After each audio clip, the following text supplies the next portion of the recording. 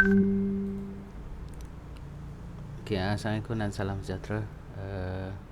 Kita sambung untuk bahagian ground beam dan ground slab selepas stump. Tadi kita dah buat pad, kita dah buat stump, so kita akan masuk bahagian ground beam dan ini adalah ground slab. So, kita bagi kepada dua bahagian. Kita kena siap bahagian yang ini dulu, kemudian baru kita siapkan bahagian sini. So untuk bahagian ground slab biasanya kita kenali sebagai non suspended slab sebab slab ni duduk terus di atas tanah. Kalau kita tengok yang asal ini adalah cross section ni, jadi bahagian ni semua akan kita penuhkan dengan tanah. Tapi sebelum tu kita kena siapkan bahagian yang pertama ni dulu. Okey. Kemudian baru kita boleh pergi ke bahagian kedua. Okey. Bahagian yang pertama ini adalah stump. Selepas kita timbus dengan tanah di sini, so kita kena letak formwork di kiri dan kanan beam. Jadi jangan lupa 5 perkara tadi, setting out, formwork, reinforcement apa semua. Jadi setting out ni kita kena set supaya dia ikut alignment formwork di kiri dan kanan, sebelah luar beam dan sebelah dalam beam. Reinforcement sepanjang beam tadi, dan inspection concreting. Okey, kita tengok ini adalah contoh pandangan plan view untuk kedudukan beam. Biasanya kita tandakan dengan A, B, C, D, 1, 2 dan 3. So, jadi contohnya kalau beam ni adalah beam A 1, 3, okey. Dan kalau dari sini sampai ke sini kita akan label A1 sampai A14. Okey. Bila kita siapkan beam ni, automatik dia akan jadi satu ruang kosong di sini. Tengok, katakan kita dah siap sampai sini. Katakan beam ini adalah yang bahagian tepi ni, dan di tepi sini pun ada beam, di sini pun ada beam, di sini ada beam. Jadi di sini akan wujud ruang kosong yang kita perlu isikan dengan tanah apabila bahagian pertama siap kita konkrit. Okey, mari kita tengok kaedah pertama. Pertama, setting out, kita kena letakkan link konkrit di sepanjang kedudukan ground beam. Maksudnya di sini sepanjang ni perimeter beam dan di tengah dia. Alright. Okey, untuk bahagian tepi sekali kita akan ada satu formwork yang tinggi dia adalah sama aras dengan lantai, di bahagian dalam sama aras di bawah soffit lantai, dan di bahagian tengah kiri dan kanan sama aras di bawah soffit lantai. So ini sistem support yang kita gunakan. Okey, pasang tertulang, maksudnya tertulang ni kita akan pasang di bahagian dalam ni. Okey, ini memanjang, maksudnya dari sini akan terus ke belakang, ini terus ke belakang, dan link ni kita akan susun dalam bentuk macam ni. Okey. Link kita design supaya ambil daya receh. Kemudian bila semua dah betul ikut drawing, saiz tertulang dan saiz link, kita buat inspection. Maksudnya kita akan check lebar formwork cukup, tertulang di tepi ni tidak menyentuh bahagian formwork. So apa yang kita buat ialah kita letak spacer block. Tujuan dia untuk kita create concrete cover.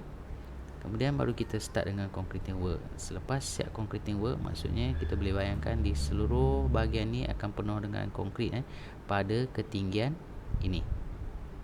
Pada ketinggian ni dan ketinggian ni. Maksudnya di antara ini akan ada ruang petak di sini, ruang petak ni, dan kita kena isikan dengan tanah. So selepas kita siap isikan dengan tanah, tapi sebelum tu formwork di bahagian dalam ni semua kena buang dulu. Jadi maksudnya kita akan dapat konkrit solid di sini, dan ada tanah di sini. Okey. Selepas kita buang formwork ni, kita akan buat backfilling. Lepas kita buat backfilling, kita akan dapat satu level di sini, dan level di sini kita kena rujuk detail A. Ini ada dalam drawing. So apa yang berlaku pada detail A ni, biasanya kita akan ada finishing level untuk slab. Lepas tu kita akan kira thickness untuk slab, concrete cover. Lepas tu tulang mendatar, memanjang, mendatar, dan di sini pun ada concrete cover. Akhirnya kita akan ada link concrete dan anti termite. So prosesnya adalah kita siapkan yang ini dulu.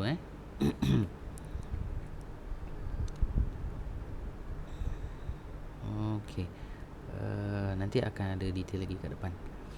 Okey, untuk bahagian 2 non suspended slab, setting out, kita kena check level apa semua.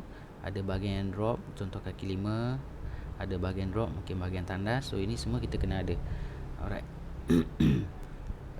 Kita kena semak juga kedudukan MNE ducting, dan kedudukan beam, kedudukan tangga, supaya kita boleh keluarkan starter bar.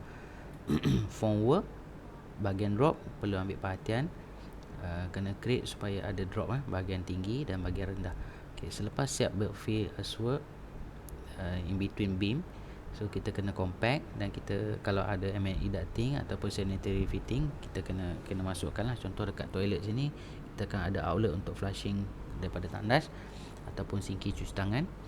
Okey, jadi di bahagian yang bertanda hitam ni kita assume sebagai tanah. So apa yang ada dalam DTA, selepas backfill kita akan spray anti-termite, kita akan install plastic sheet, kemudian kita immediately follow by link concrete. Okey, selepas siap link concrete kita kena pasang tertulang.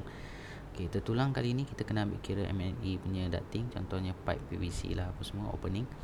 Okey, spacer block untuk chair, ini bentuk yang biasa kita gunakan. Lepas tu kena jaga lapping position, kena jaga hook bar, opening space bar untuk trimming bar, drop area apa semua. Lepas tu kita buat inspection semua berkaitan dengan bentuk, aras, setiap peralatan yang kita perlukan. Kita kena cross check dengan drawing, termasuk juga dengan gradient. Kemudian bila semua dah okey, kita buat kerja-kerja concreting. Okey, untuk slab dia mengambil jumlah volume yang sangat tinggi, so jadi biasanya memakan masa yang agak panjang.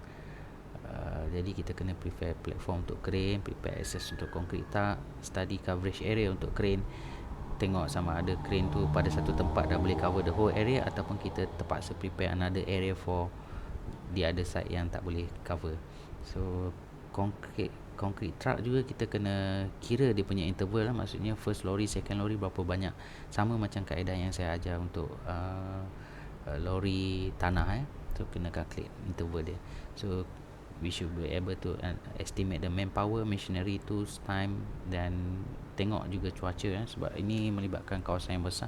Jadi kita takut tengah-tengah kita konkret hujan ataupun sebaliknya, ataupun tiba-tiba jadi gelap, so you all have to stand by the spotlight and everything. Okay, thank you, bye.